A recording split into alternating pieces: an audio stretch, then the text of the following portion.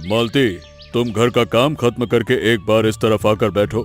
गांव के लोग जिस तरह से हमारी नंदनी की तारीफ कर रहे हैं वो आज मेरे कानों में भी आया है। सुबह से पड़ोस के जिससे भी मुलाकात हो रही है वही हमारी बेटी के गुणों की बात कर रहा है। किसी की बीमारी में दवा लाकर देना, किसी की मुसीबत में साथ खड़े रहना उसका स्वभाव है। अरे बेटी अब छोटी नहीं रही मालती, उसकी शादी की उम्र हो गई है। अब उसका एक सुंदर भविष्य तय करना हमारी मुख्य जिम्मेदारियों में से एक है। आप अचानक इस फैसले की बात क्यों कर रहे हैं? नंदिनी की शादी की बात सुनकर मेरे दिल के भीतर की माँ का मन न जाने क्यों थोड़ा कांप उठता है। समाज के नियम तो हमें मानने ही होंगे मालती। कोई सुयोग्य वर देखकर उसका हाथ अगर किसी अच्छे लड़के को सौंप सकूं तभी मुझे चैन मिलेगा। लेकिन क्या हमने एक बार भी अपनी बेटी के मन की इच्छा जानने की कोशिश की है? वो क्या इस शादी में आसानी से अपनी रजामंदी देगी, ऐसा आपको लगता है? मैं उसका पिता हूँ मालती। उसके भले बुरे का फैसला करने का अधिकार ऊपर वाले ने मुझे दिया है। मैं उसके लिए जो भी करूँगा वो उसकी भलाई के लिए ही करूँगा, तुम उसकी चिंता मत करो। आप जब अपने फैसले पर इतने अडिग हैं तो मैं और कोई बात नहीं बढ़ाऊंगी, लेकिन बेटी की राय लेना भी जरूरी था। अरे मैं क्या कह रहा हूँ, तुम क्या समझ रही हो? तुम और बेकार की चिंता मत करो मालती, और आज से ही उस तरफ के जान पहचान वाले लड़कों की खोज करना शुरू कर दो। अब तुम चलो घर की तरफ जाओ जाओ।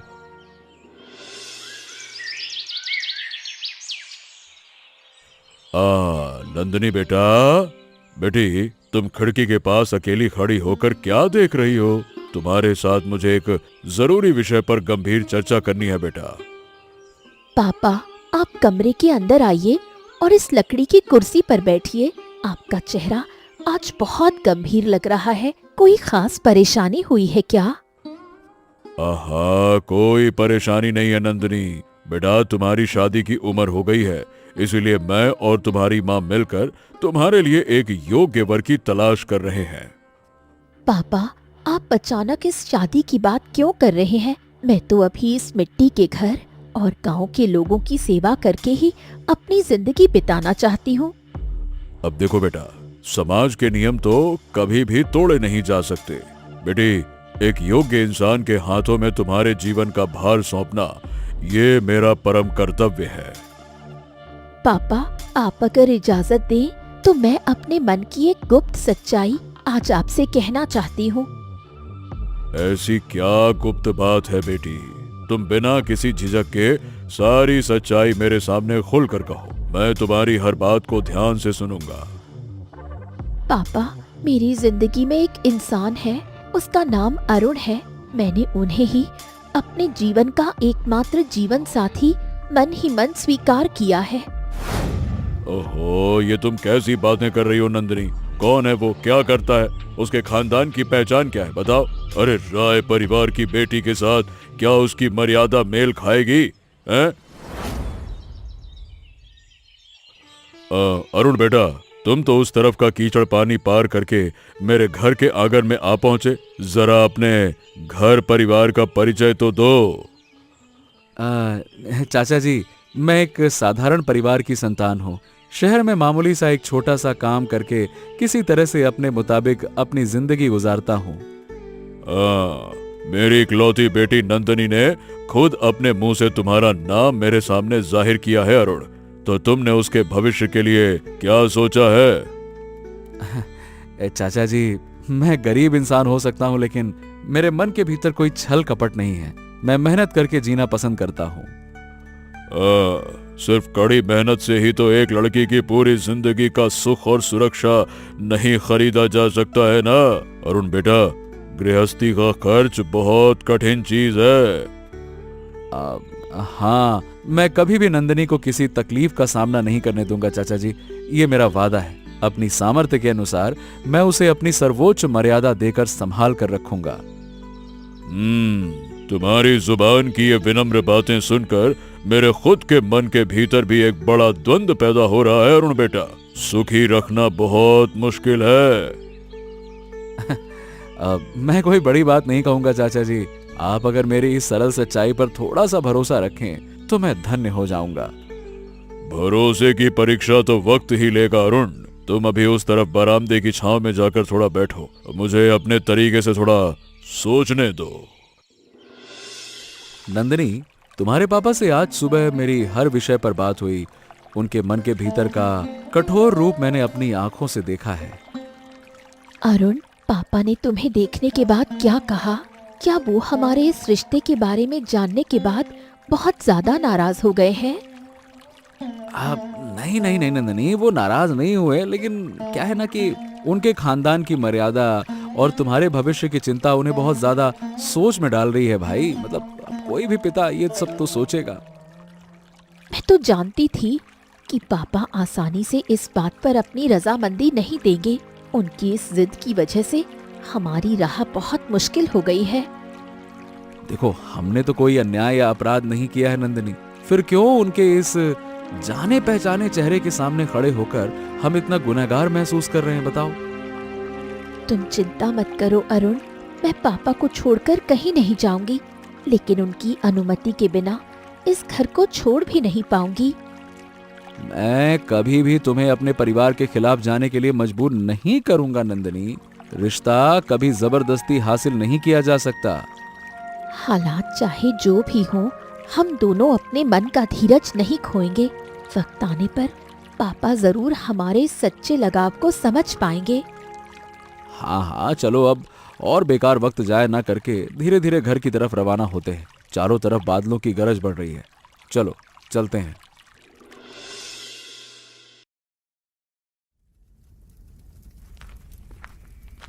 नंदिनी बेटी, तुम इस तरफ दरवाजा पकड़कर इस तरह अकेली क्यों बैठी हो? सुबह से तुम्हारा ये उतरा हुआ चेहरा देखकर मुझे बहुत दुख हो रहा है। माँ, तुम तो जानती ही हो कि पापा मेरी शादी के लिए कोई दूसरा लड़का ढूंढ रहे हैं, लेकिन मेरे मन के भीतर का सच जानने के बाद वो बिल्कुल खामोश हो गए हैं। तुम्हारे पापा इतनी आसानी से इस बात पर अपना फैसला नहीं बदलेंगे नंदिनी बेटी। उनकी इस कठोरता के पीछे तुम्हारे लिए गहरा प्यार छिपा है। मैंने तो किसी गलत इंसान को अपनी जिंदगी में शामिल नहीं किया है माँ। अरुण बहुत ईमानदार और मेहनती लड़का है, वो कभी किसी को दुख नहीं पहुंचाते। मैंने तो अरुण के विनम्र स्वभाव की बात बहुत से लोगों के मुंह से सुनी है बेटी, लेकिन राय परिवार की ये पुरानी जिद तोड़ना बहुत मुश्किल काम है। तुम अगर पापा को थोड़ा समझाकर कहती माँ, तो शायद उनके मन के भीतर का ये बिना वजह का गुस्सा और गलत फहमी एक पल में दूर हो जाती। एक माँ होने के नाते मैं तो हमेशा तुम्हारी खुशी की ही बात सोचती हूँ बेटी, लेकिन उनके मुंह पर कुछ बोलने की हिम्मत मुझ में नहीं।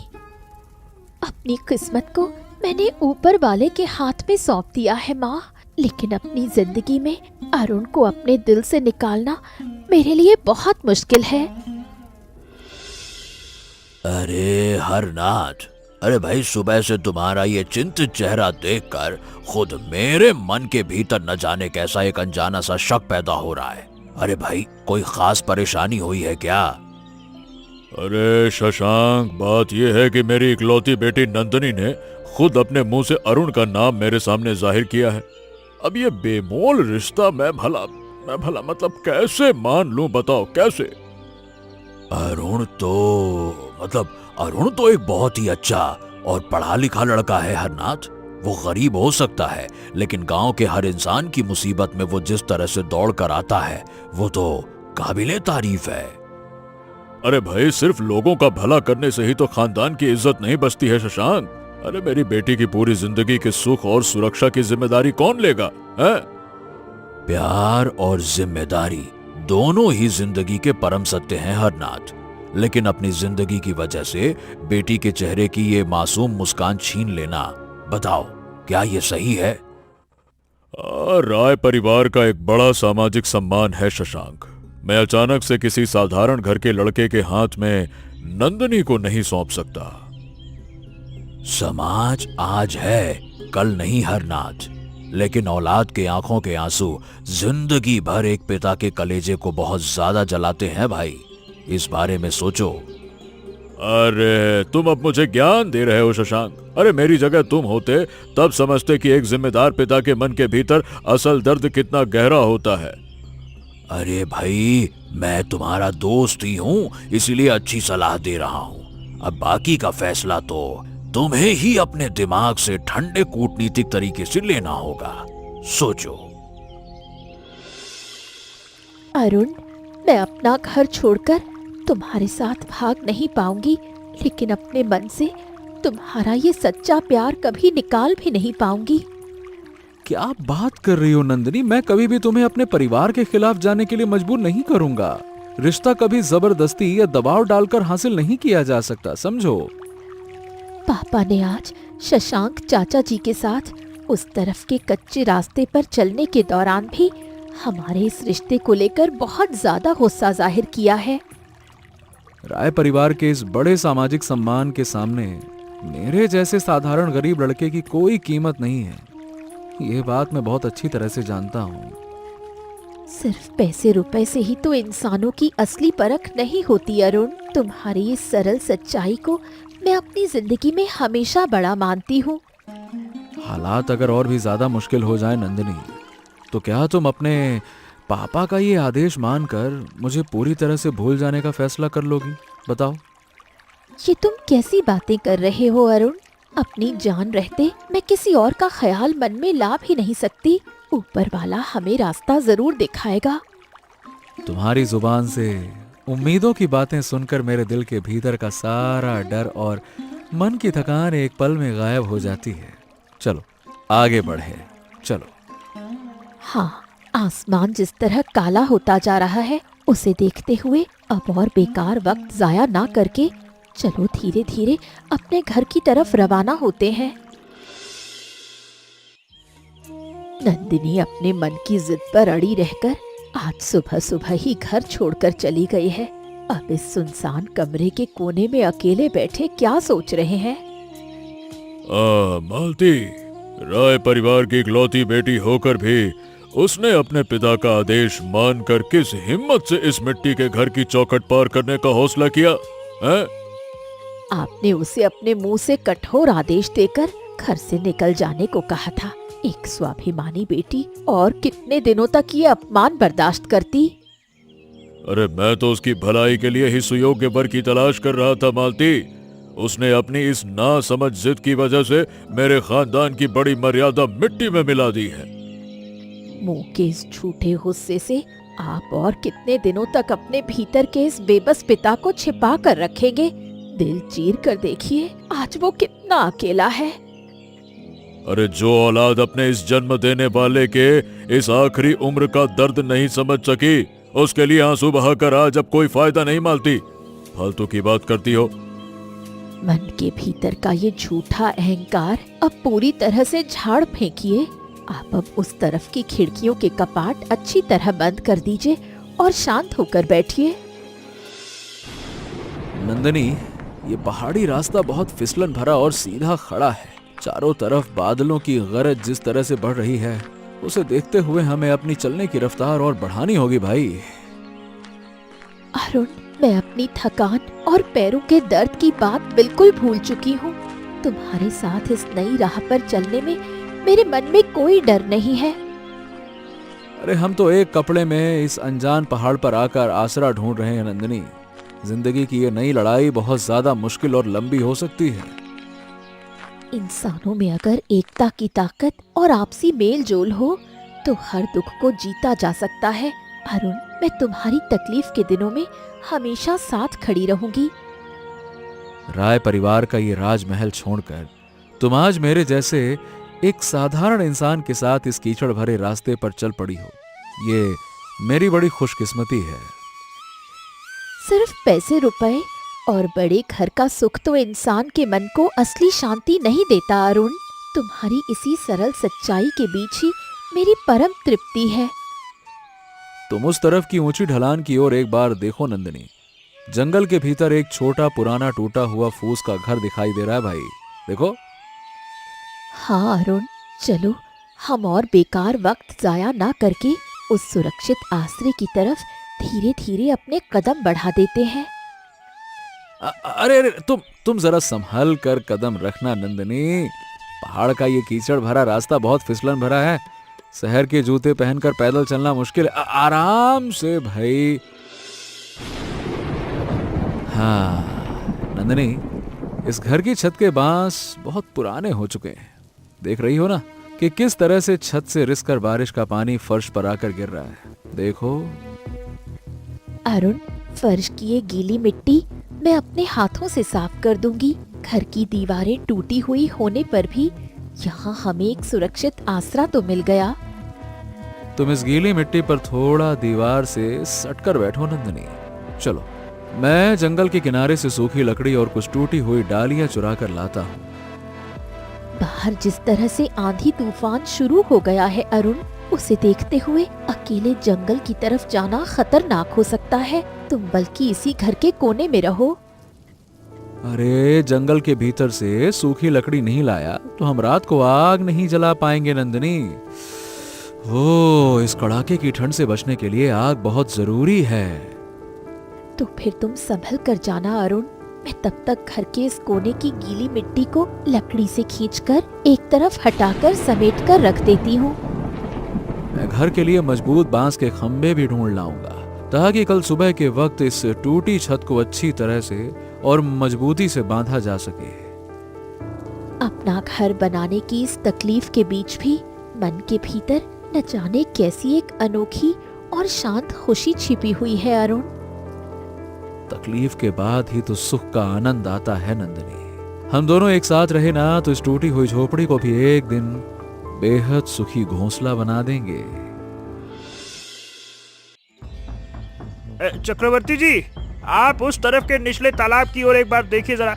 हाँ देखिए, नहर की तेज बाढ़ से आज पूरे गांव की सारी जमीन पानी के नीचे डूब गई है। गोपाल, राय परिवार के इस लंबे इतिहास में गांव की इतनी बड़ी तबाही मैंने अपनी इन आंखों से कभी नहीं देखी बेटा। हाँ चक्रवर्ती जी, खेत की फसल तो बर्बाद हुई ही, अब लोगों के द्वार घर ये सब टूटकर पानी में जिस तरह से बह रहे ना, उससे गांव में रहना मुश्किल हो रहा है। अरे हमारे इस गांव के निचले टोले के गरीब लोग भला अब अपनी जान माल बचाने के लिए कहां जाकर आसरा ले रहे हैं गोपाल? गांव के सभी लोग तो अपने घर का जरूरी सामान पोटली में समेटकर उस तरफ के ऊंचे पहाड़ के सुरक्षित आश्रय की ओर धीरे धीरे रवाना हो चुके हैं।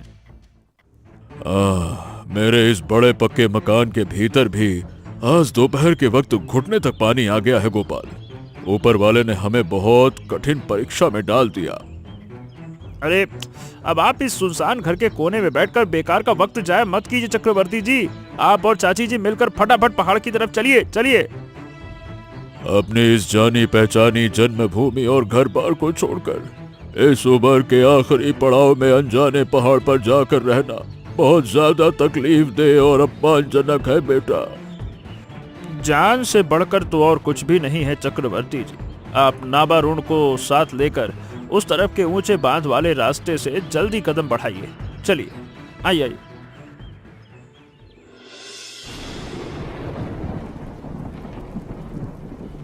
नंदिनी, बाहर जिस तरह तूफान का तांडव चल रहा है और छत पर बारिश का पानी गिर रहा है, उससे मेरे खुद के मन के भीतर एक डर पैदा हो रहा है भाई। अरुण, हमारे इस टूटे हुए घर की छत से पानी रिसकर गिरने पर भी आज हम दोनों एक साथ हैं। इसी बड़े भरोसे की वजह से मेरे मन में कोई डर नहीं है। अरे इस कड़ाके की ठंड के बीच मिट्टी के चूल्हे की ये थोड़ी सी आग ही आज हमारी जिंदगी में जिंदा रहने के लिए एक बड़ा आशीर्वाद बनकर खड़ी हो गई है नंदिनी। तुम कीचड़ भरे मैदान से आज दिन भर में मेहनत करके जो सूखी लकड़ियां लाए थे अरुण, अगर वो ना होती तो आज रात का ये तूफान झेलना मुश्किल हो जाता। मैं दरअसल सोच रहा था नंदिनी कि गांव के निचले टोले के लोग इस नहर की तेज बाढ़ में न जाने कितनी बड़ी मुसीबत के सामने आकर खड़े हो गए होंगे।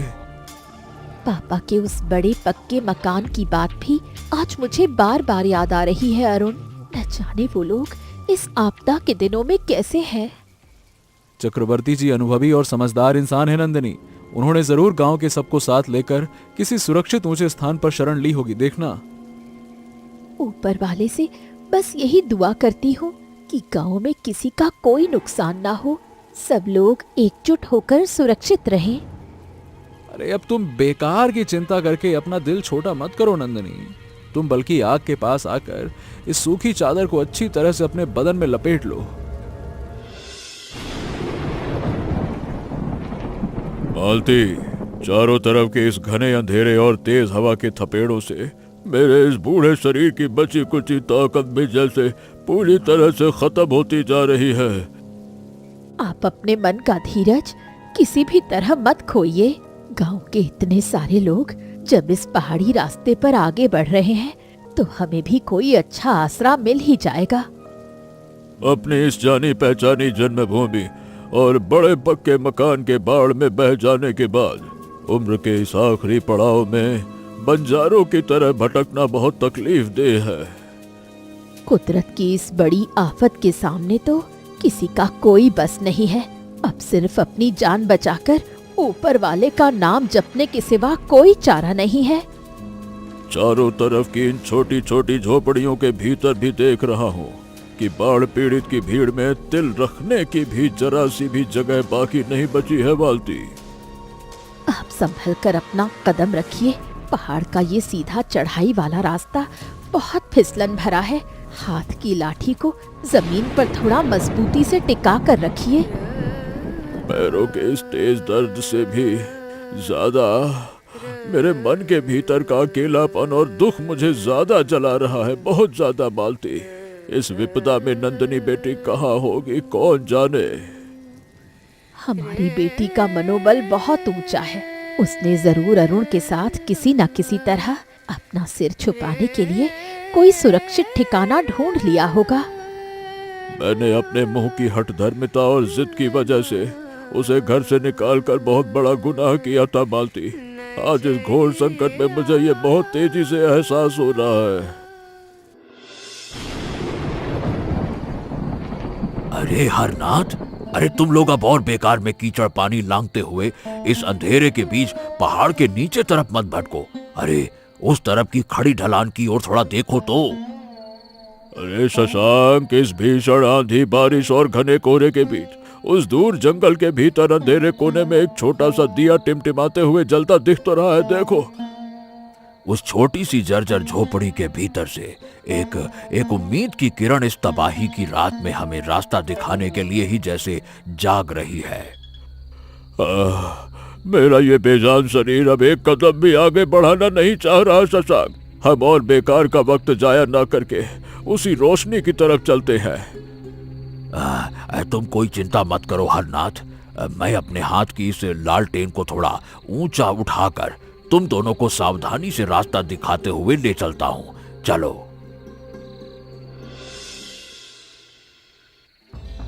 अरे ये मैं अपनी इन दोनों आंखों से क्या देख रहा हूँ? इस जंगल के भीतर की टूटी झोपड़ी में, ये छोटी सी झोपड़ी में नंदिनी बेटी और अरुण एक साथ बैठे हैं।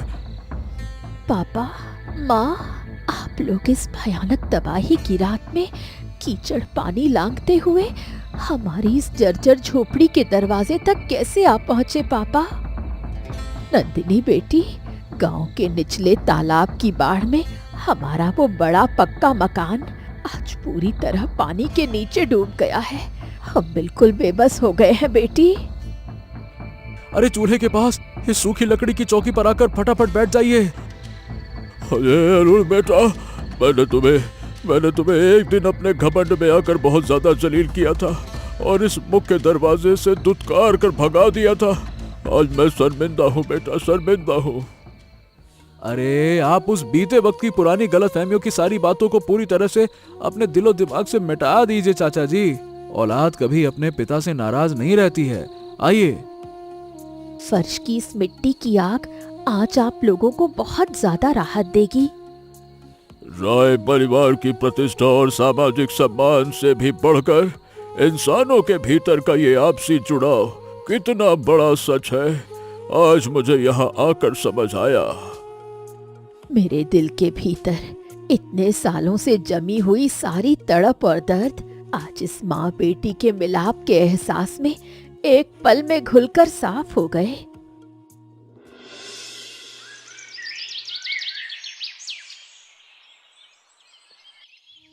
अरुण बेटा, आज हमारे इस नए परिवार के लिए बहुत बड़े आनंद का दिन है।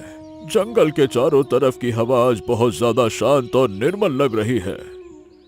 आज की इस शुभ सुबह हमारे घर के चूल्हे से ताजा इलिश मछली और बैंगन फ्राई की बहुत बढ़िया खुशबू आ रही है।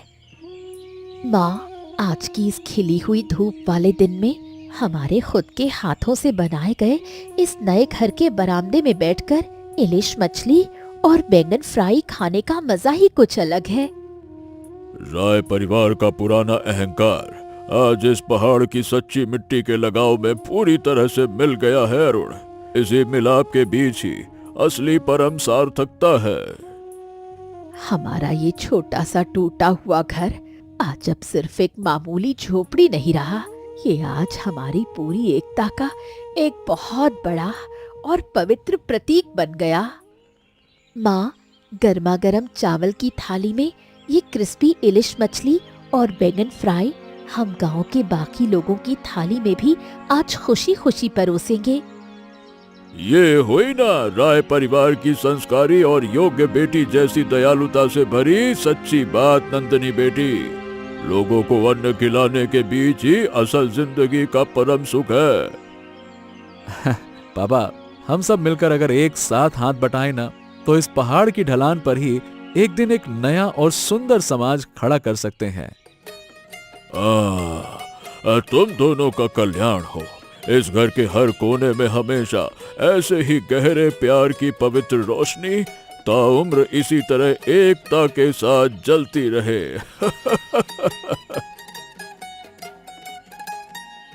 ऐसी ही मजेदार कहानियाँ देखने के लिए हमारे चैनल को सब्सक्राइब करना ना भूलें। अच्छा दोस्तों, बताओ तो बाढ़ के कारण हमने कहाँ शरण ली थी?